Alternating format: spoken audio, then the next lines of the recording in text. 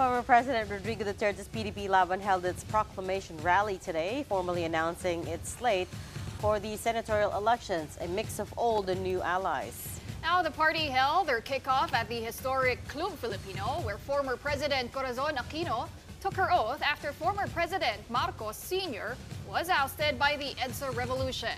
Vice President Sara Duterte was not there, as she is apparently currently in Japan for a family vacation. But those at the rally had plenty to say about President Bongbong Marcos's not-so-veiled criticisms against the Dutertes. Mobile journalist Marymon Reyes is at Club Filipino right now to give us a rundown of what happened today. Okay, Marymon is still trying to get online, but I heard and I saw outside right before we ran in here to air that apparently President Duterte, former President Duterte rather, has finally, he finally turned just up. Now. Oh, just 8 o'clock. Because Chan was saying, oh, Duterte is there, but he's not, I can't see him yet on the screens. So, okay, now we have Marymon. Marymon, totoo ba ang nabalitaan namin na nandyan na si dating Pangulong Duterte, Digong Duterte? Marymon, so we just wanted to get confirmation whether or not the former President Rodrigo Duterte finally made it there to Club Filipino. Yes, after waiting, kasi ang unang nasabi sa atin, around 5:30 p.m., the presence of former President Rodrigo Duterte will be felt. But it's only, it's only 8 p.m. already in the evening na humarap na dito itong si Duterte alongside Davao City Mayor Sebastian Baste Duterte and Senator Robin Padilla. So the program flow, including them and their formal endorsement of the senatorial slate under PDP Laban, has just begun. So aantabayan na natin kung ano ba yung ibang remarks pa. If mayroon ding clapback na sasabihin itong si Duterte base doon sa mga remarks na binitawan naman ni President Bongbong Marcos during the proclamation rally of Alianza para sa Bagong Pilipinas last February 11. Pero so far sa kanina around 3 p.m. nagsimula naman na yung program proper and we heard yung platforms and programs na gustong itulungan itong kanilang senatorial slate. Common grounds nila, gusto nilang laban ng anti-corruption and graft, mag-establish ng mga establishments na magbibigay access para raw hindi lahat ng for example pagdating sa pag-access sa medical services, hospitals and health centers, hindi na raw kailangan dumayo pa sa Kamaynilaan ng mga nasa Visayas and Mindanao areas. Isa rin sa nabanggit kanina doon sa recorded video ni KOJC leader Pastor Apollo Kibuloy ay yung kanyang kagustuhan na maibalik ang death penalty to fight corruption. Isa rin sa mga nabanggit, isa rin sa tumatak sa mga sinabi nila ay yung kanilang clapback tungkol naman doon sa remark na yung ilan daw sa mga kumakandidato base sa sinabi ni President Bongbong Marcos ay parang bumili lang daw ng suka. Ilan sa mga ito hindi qualified na tumakbo pero pinayagan na tumakbo. Pero ang sabi dito kanina ni Senator Bato de la Rosa, you can call them team suka. Di bali na raw na may asim sila o kaya suka sila basta raw wala silang toyo. And alongside this, isa-isa nila nga sinabi kanina yung kanilang mga track record para nga daw makita na kung ano man daw yung allegations na sinasabi or claims on their profile, yun daw yung kanilang kasagutan. Balik sa inyo. Well, Marymon, ito nga yung tinatanong namin kanina, no? Would you know bakit sa Club Filipino, dyan sa San Juan, igananap yung proclamation rally nitong PDP Laban? Yes, base sa sources and kanina may mga nakausap tayo, meron kasing subtle anti-Marcos message na pwedeng makamacross dito sa pagpipili sa Club Filipino in San Juan.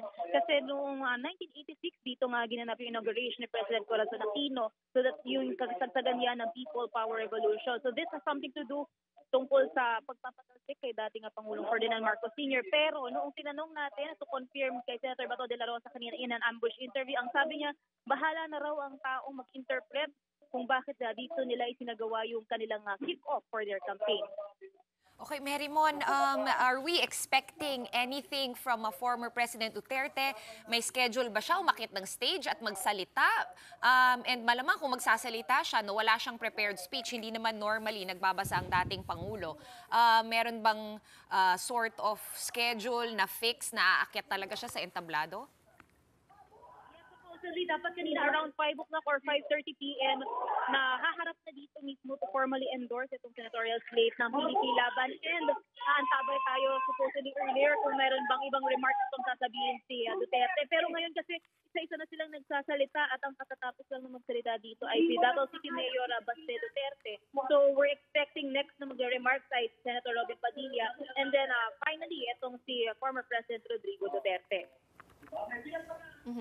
And Mary Mo, nabanggit na nga natin, itong si Vice President Sara Duterte, apparently nagbabakasyon sa Japan. Nakita natin, actually, yung anak ni former President, si Kitty, nagpo-post pa nga ng mga TikTok, ng mga videos along with the Vice President. But would you know, may any explanation na ba kung bakit pinili ng Vice Presidente na magbakasyon kaysa na sumali dyan sa proclamation rally ng PDP? Unfortunately, yung physical presence ni VP Sara Duterte hindi natin naramdaman nor nakita dito mismo sa venue. Pero kanina lamang bago magkaroon ng meal break, nagbasa ngayon yung host and ng written na speech or message ni VP Sara Duterte. At nakalagay nga dito yung kanyang pagpapasalamat daw sa suporta ng mga tao sa PDP Laban at kanyang itinutulong o hinihikayat ng mga ito na suportahan ang lahat ng senatorial state. Pero nung inisa-isa natin yung mga pangalan doon sa mensahe, napansin lang din natin na hindi nakalagay yung pangalan ni Attorney Vic Rodriguez. Pero since wala dito si VP Sara Duterte, hindi pa natin nakukumpirma kung may error lang ba o sinadya ba na hindi binanggit yung pangalan ni Rodriguez doon sa kanyang mensahe. You're right, Mary Mon. I read somewhere that si VP Sara Duterte has already endorsed the PDP Laban candidates. No, instead of that was a question for a long time kasi whether she was going to endorse anyone in the midterms. And instead of endorse, actually, I don't even know if may walang national candidates yung Hugpong, no. But in any case, do we still have Mary Mon on the line? Yes, she's still there. I think we've got the live feed instead right now. Let's go to the live feed first. Listen to the, this is the PDP Laban Proclamation Rally in Club Filipino San Juan. Dapat tayo ay buhay na buhay. Hindi po tayo pwedeng magkamali dahil kasama natin ang pinakamamahal na Pangulo ng buong bansa. Kaya po sana, bilang napatunayan na po ng ating Pangulo at minamahal na Pangulong Rodrigo Roa Duterte ang kanilang kagalingan sa executive. Ang hinihingi ko naman po sana sa inyo ay ipaglaban naman po natin itong mga tatakbong mambabatas. Hindi po kasi pwedeng magkaroon ng tagumpay kung ako lang ang nasa Senado, kung si Bato lang ang nasa Senado, o kung si Bongo lang ang nasa Senado. Tatlo lang po kami. Kulang po kami. Kailangan po dumami ang PDP Laban sa Senado upang ang boses at yung aksyon po namin na hinihingi po ninyo ay maibigay namin.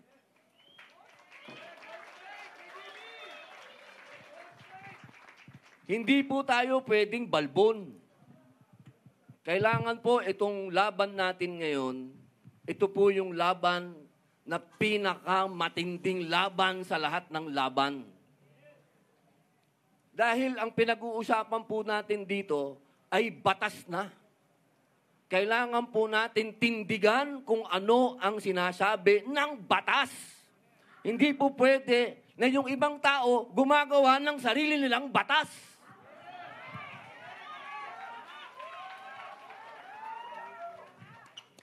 Mga mahal kong kababayan, napakalalayo po ng pinanggalingan.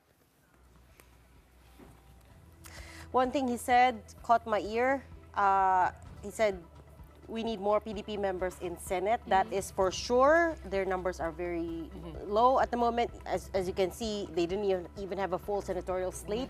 9 only. And in fact, trivia, si Baste was the first one who spoke, but actually he only joined PDP Laban September of last year. Before then, he was with Hugpong ng Pagbabago, which is of course his sister's party. He only joined in September 2024 and took his oath as Executive Vice President of PDP Laban. So yun nga, it was around that time, you remember when they were trying to corral more members into the party. And so the criticism back then was that wala sila mahanap na kandidato, right? They couldn't even field the full slate. And remember, even before that, that was September, even before that, no, Sara had dropped in an ambush interview na baka tatlong Duterte tumakbo para sa Senado. Do you remember that soundbite?